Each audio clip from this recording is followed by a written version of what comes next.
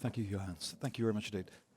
Okay, so I'll talk probably then for about half an hour or thereabouts, unless I'm cut off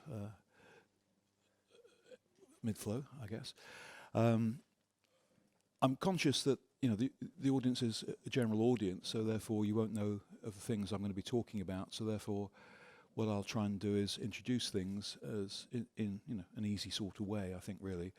But ready for questions at any point. So if you don't quite understand something, then that's my fault for not explaining it very well. So therefore, please do ask questions, especially of clarification, at any point. So what I'm going to talk about is using judgment to anticipate the future. And I think I mentioned in my introduction that in fact, I was very interested at one point in subjective probability judgments about the likelihood of future events, unique events, not throws of a dice maybe, where you can say there's a 1/6 probability of a 6 ending up face up when you throw a die, but more, probabilities about, will say, those who follow the UK politics, will Boris Johnson re-emerge as another Prime Minister at some time in the future, perhaps? There's no relative frequency basis for that. It's a judgment. And people know a fair amount about Boris Johnson, and he's a man perhaps who wants to come back and feels that he's unfairly taken off the British stage as a politician, as a Conservative politician. So he wants to come back, I've no doubt. Will he, of course? And so that's a judgment, maybe. So judgments are made, and people make judgments all the time about the future. And I'll talk about methods that are used and have been used to help people make judgments about the future, and what some of the research findings are. I'll talk a bit about work that I do in helping organisations build scenarios, and show you one or two scenarios so you can see what they're like. They're all about judgments coming out of people's heads, as you'll see in a few minutes' time. And the different methods that are used. And then I'll talk about some of the big open questions and that are still there, I think, in this area. So I say, at any point, if you don't quite understand what I'm saying or I haven't made it very clear, then please do ask. So I'll give a general background on the area. I'll then talk about the intuitive logic scenario method, which is a big method for making scenarios and comes really from the Shell organization. I mentioned that this very famous figure from Shell came to where I work about 30 years ago now and told us about this.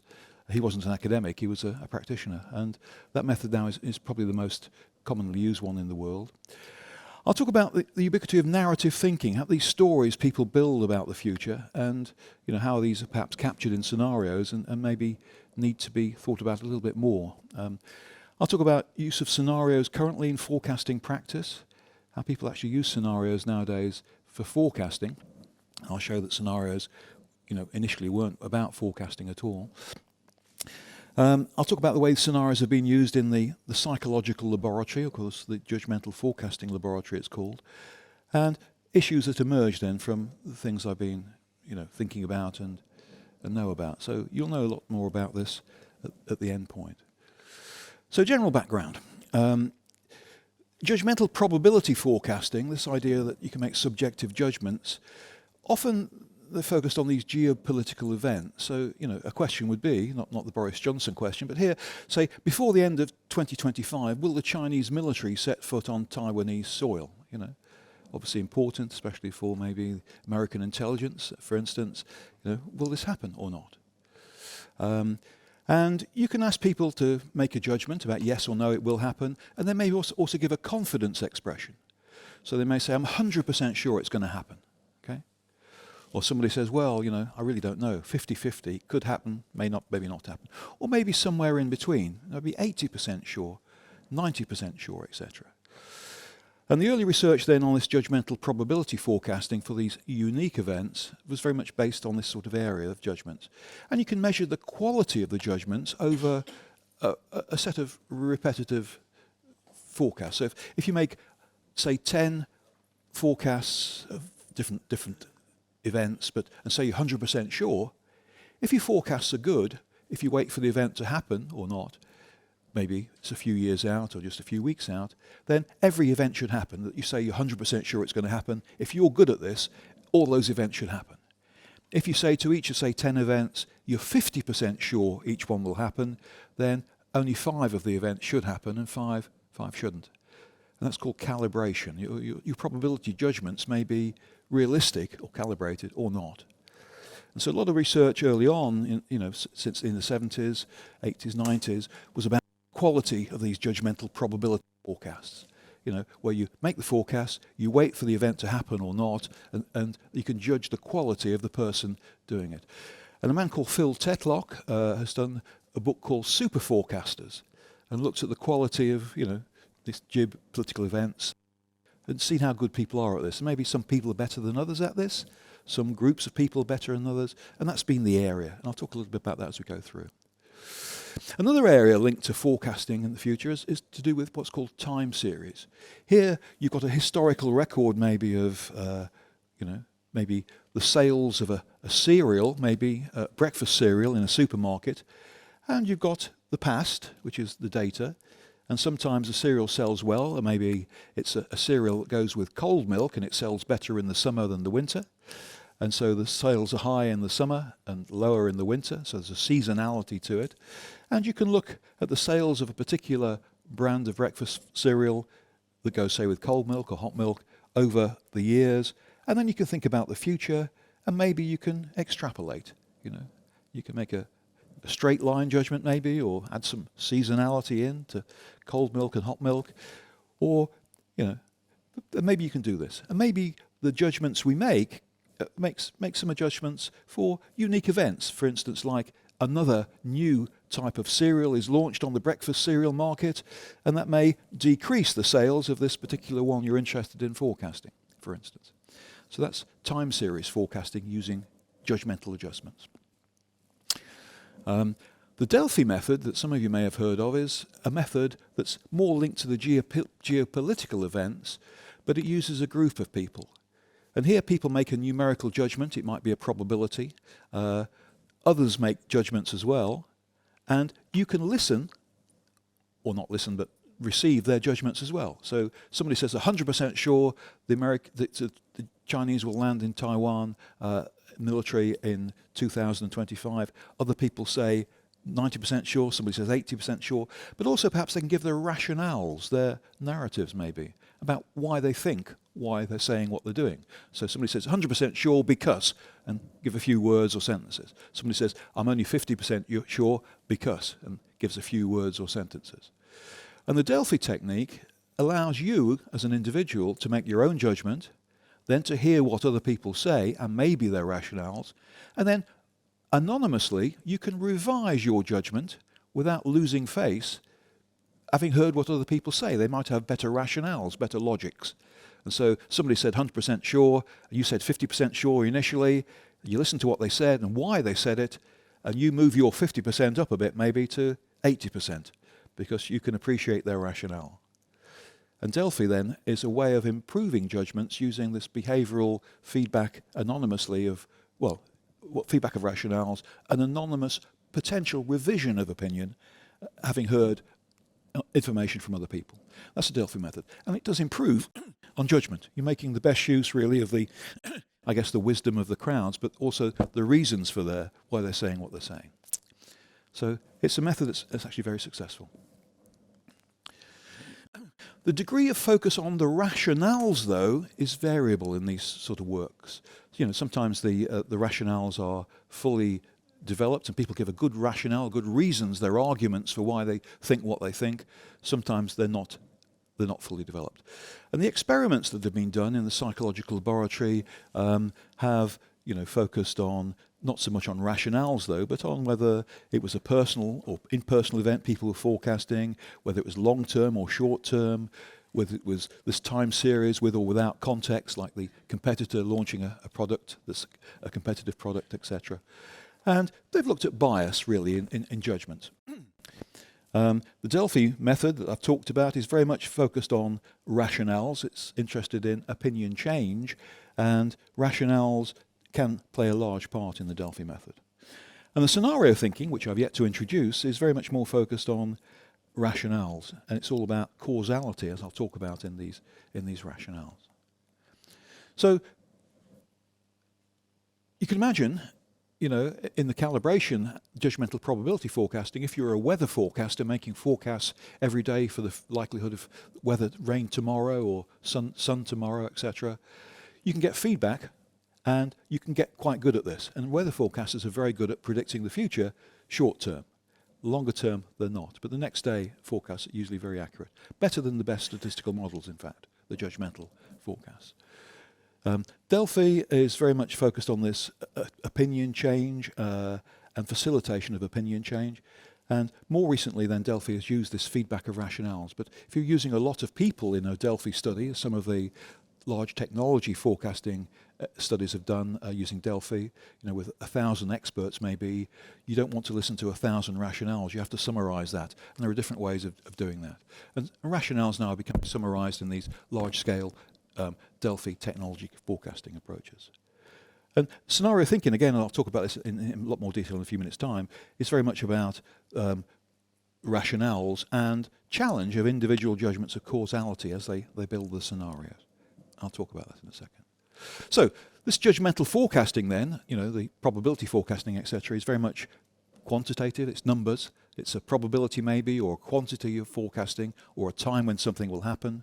It's mostly on a single event, like the likelihood of something, or the quantity in the future of, say, the GDP in the UK, a judgmental forecast. And point estimates, often short term, just a year or two out maybe, and outcome verification is possible. It's possible to see what happened and evaluate the quality of the assessment. Scenarios tend to be much more qualitative. They're not so, they're very much more broad brush futures, political change, social change, technological change, etc. They're often multiple. There's not just one scenario for the future when you build them. There's several. I'll talk about that in a few minutes' time. There's narratives in the scenario. They're stories, in fact. Longer term, often 10, 15 years out, outcome verification unaddressed. And we'll talk about that issue as well. So they're more anticipation of the future rather than trying to forecast a particular quantitative estimate. So here's the intuitive logics method then of building scenarios. Okay. And it's got a lot of components, and it's come from the Shell organization initially, but there's been some agreement now on what the components are. So it's a group-based activity building scenarios, and again, I'll give you some examples of this in a few minutes' time. There's an issue of concern around which the scenarios will be built. It's often the viability maybe of an organization, or whether a particular, well, I think viability of an organization is one to stay with. There's this idea of driving forces that are going to determine the future: political change, economic change, social change, technological change, environmental change, say legal change. So that's the pastel approach, but there's a broader categorization as well. And it's not just identifying the driving forces, it's also trying to look at influences between them. So there's an interaction between the forces. Again, I'll show you that in a second. We develop clusters in terms of impact and uncertainty, impact on the issue of concern, which is often the viability of the organization, and the degree of uncertainty in the cluster. Again, more of a qualitative approach. And there's what's called scenario factors or dimensions. And eventually, we'll get to 4 scenario storylines, usually, which emphasize causality. And I'll show you how that happens in a second. So here is, these scenarios are often built using people putting post-its on walls. That's the first thing I want to say. And so one driving force here is one post-it that somebody's written down, has an influence on another driving force. So that's earlier in time and than that driving force, and it has an influence on that driving force. So that's the basis of these clustering of causality, really, in the scenarios. And here's something a bit more practical. So this is a outcome of the next UK general election, which will be 2 years' time, maybe, in the UK. The outcome could be, in the UK, the Conservatives win or the Labour Party win. Different parties might win. Would influence perhaps the rate of corporation tax, and so the Conservatives are more business friendly. Maybe will keep corporation tax lower than the Labour Party, who are more worker friendly, worker focused. The outcome will also influence the rate of personal taxation, Maybe the Conservatives are going to reduce taxation, especially for the higher earners, to encourage them to work harder, maybe. Labour may be more equitable, perhaps, in that, more progressive, it's called. Outcome general election, the amount of borrowing, so would be influenced perhaps by who wins. All these rates of borrowing or taxation may influence the degree of spend on the National Health Service, which is the general health service in the UK that people don't pay for at point of use, at least anyway. And the more you spend on the health service, that would influence the degree of spend on the armed forces maybe, or on the degree of spend on the health service, if that's a priority, would influence the degree of spend on the UK infrastructure projects.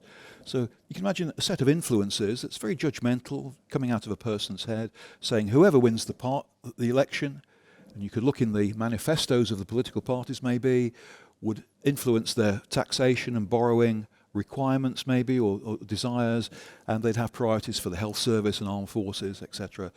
And you may disagree with the arrows and etc., but you can imagine building a model of the causality, really, of how things work through. And that's what scenarios do. They're all about these building causal models of linking these driving forces, and that's a political driving force, they're financial driving forces, maybe that's maybe a political priority driving force, and those are as well, really. But you can imagine technological ones woven in, and economic ones woven in, depending on where the country is at that point when the election comes in, whether they can borrow or not, etc., etc.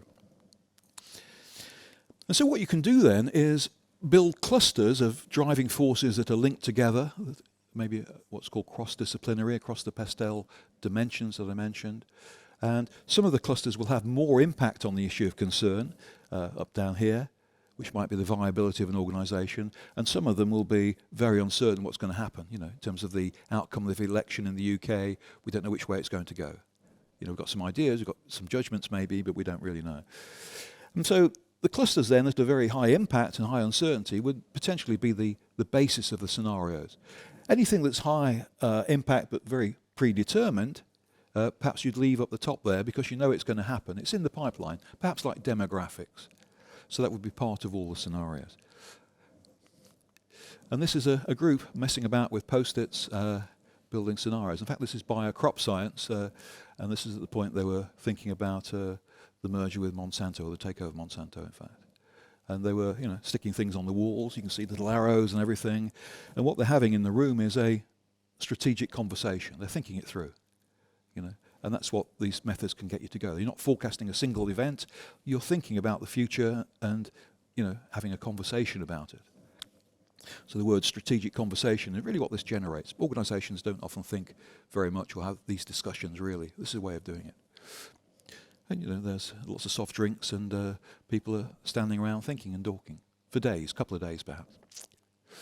Okay, so the common objectives of scenario approaches then are understanding the causal processes, connections and logical sequences in these clusters. Challenging conventional thinking. 4 scenarios emerge from this method, and one of them will be business as usual, the rest won't be. And then once you've got the scenarios, you can evaluate options against scenarios. Have you got an option or a priority or an investment that works well across all 4 scenarios? The scenarios aren't predictions of the future. They are, if they think about it as a probability, there'll be infinitesimal likelihood of occurrence for the intersection of events. But they are 4 very different futures that people believe are plausible, and that's the outcome of this. The group would say each of those 4 scenarios I could imagine happening. Therefore, if I can imagine them happening, they're plausible, each of them, we have to be ready for each of those 4 scenarios, and therefore, if we're going to make an investment, our investment must be robust, perhaps, against each of those scenarios. Or a couple of investments or a couple of strategies together give us some robustness, when taken as a combination. And that's how you'd use this in practice, in fact. Okay, so, well, that just talks about what I've been talking about, really. It's just a method. So here's a new journal, Futures and Foresight Science, where people talk about what a scenario is, etc. And you can imagine these scenarios then, they are very future-orientated. They're about the external context, political, economic, social, technological, not the internal context of the organisation. They are a narrative description, it's a story, really, like taken from the causality. And it's plausibly possible. People say, yes, that scenario, I can understand it, makes sense to me. therefore we have to be ready for it. And so that's really a definition of what a scenario is. It's a recent definition in the journal Futures and Foresight Science. Okay, here's an example of scenarios in action then. So this is English National Health Service, one I was involved with, thinking about the future of the health. We think about what's predetermined. Well, I told you about aging population maybe in the UK, but also most of Europe. Okay, everybody's internet savvy now, so we've got an aging population. They're always on the internet finding things out. So if you've got an illness, you're on the internet to see what the cure is, or if it's really serious or not. You know, and we're having to work longer in the UK. The pensions aren't as good. You don't have to retire at 65. And if the pensions aren't as good, people perhaps need to work on. So therefore, perhaps they need to be healthy to work on. So all these are predetermined. They're part of all the futures. Uncertainties then was thought through. This is by a group of, this is Department of Health and senior medics in the UK, are whether there's what's called compression of morbidity or expansion of morbidity. Compression means where we all live to 100, but we're ill for a year before we die. Expansion of morbidity is we live to 100, but we're ill for 20 years before we die. You know, it might be linked to social class perhaps or diet, but you know, it's an uncertainty. So people are living longer, that's a certainty, but the uncertainty is whether they're ill for longer before they die. And of course, you know, another major uncertainty would be the UK economy, you know, especially now, I think, at the moment. Will it be in good shape or poor shape over the next 15, 20 years? You can imagine some of the scenarios. You can imagine A1 plus B1, that's compression of morbidity, good economy, and all those predetermines of needing to work longer, what else did I say, internet savvy, etc. It's not too bad. Some of them are pretty bad though. This one here, A2 plus B2. Expansion of morbidity, people ill for longer before they die. Poor UK economy. These senior citizens, who are a growing proportion of the population, on the internet, knowing what treatments they'd like, seeing they're not getting them because the country can't afford them.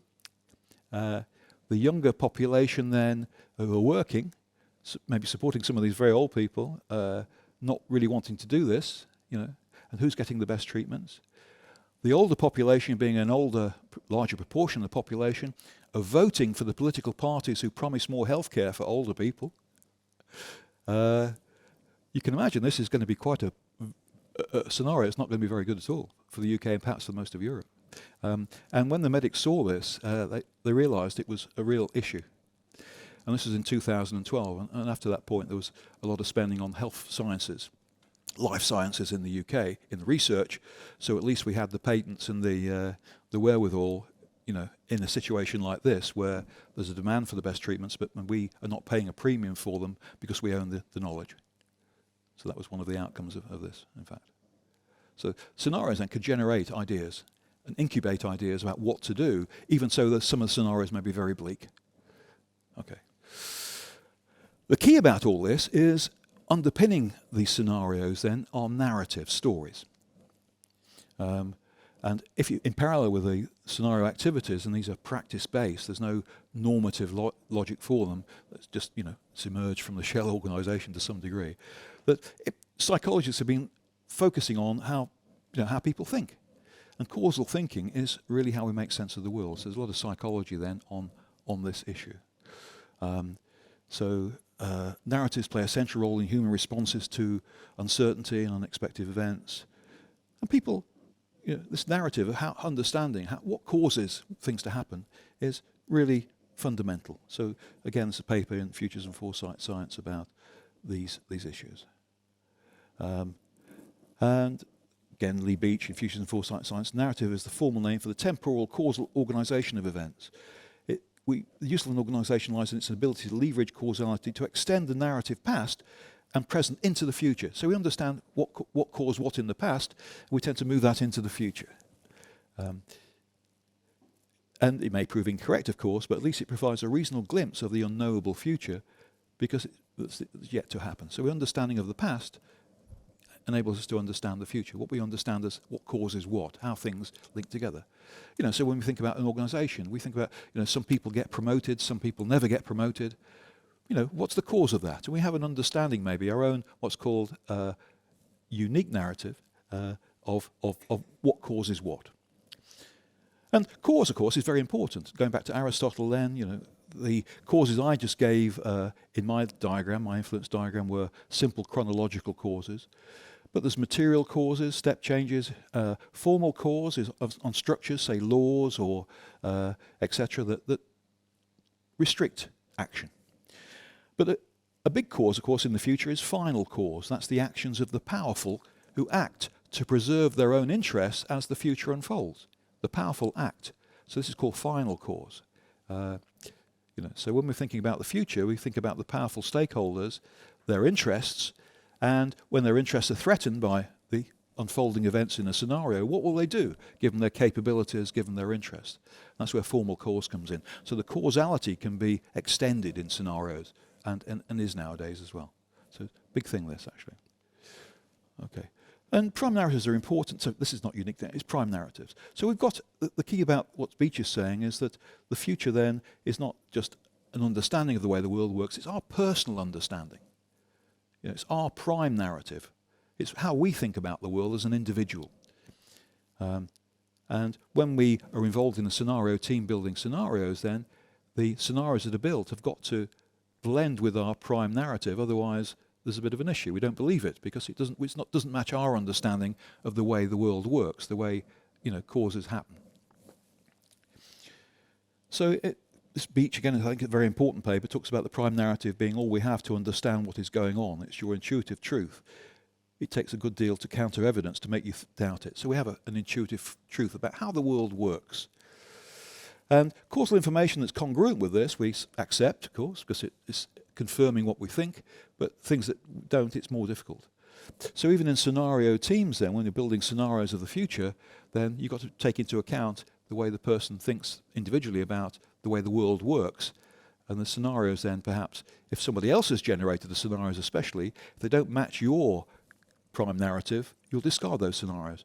So that's why we think that scenario teams should be made up of the decision makers in the organization, so we capture their prime narratives in the scenarios, rather than making scenarios and delivering them as a report, and the people at the top of the organization have a different causality, a different prime narrative, and don't believe the scenarios, even though they're... So that's, again, another current issue in scenario practice.